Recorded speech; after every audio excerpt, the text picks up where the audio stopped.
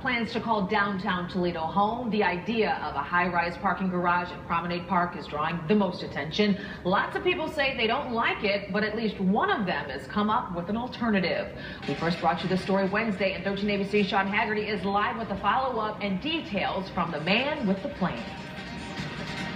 Well, the plan is basically to use an existing parking structure, which is right behind me, the Vistula garage. We're downtown Toledo near Summit, Cherry, and Superior Street. The plan would be to give it some upgrades and keep green space downtown. There's very little, if any, opposition that we've found to Promedica moving downtown and bringing 800 jobs with it. Where those 800 would park is another story.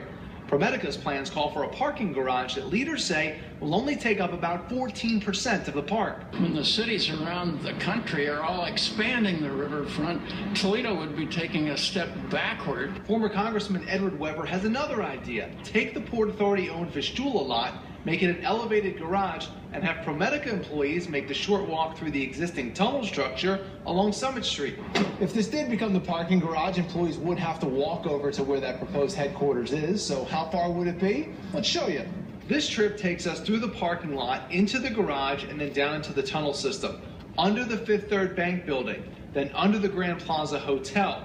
We then go through the Imagination Station and back into the tunnel system. So we timed it out. It took us about 7 minutes to get to this point where you can go further down the tunnel up into the Key Bank building, which will be part of Promedica, or you can just go right out here to the steam plant. You put 600 or 700 people walking back and forth there every day, and you've got some economic electricity that would go into those shops and they would be revived. The Port Authority president and CEO says they have not had formal discussions with Promedica, but would if asked. A Promedica spokeswoman says they have considered numerous parking options, and Promedica leaders think this is the best solution for employees and encouraging more people to enjoy the riverfront.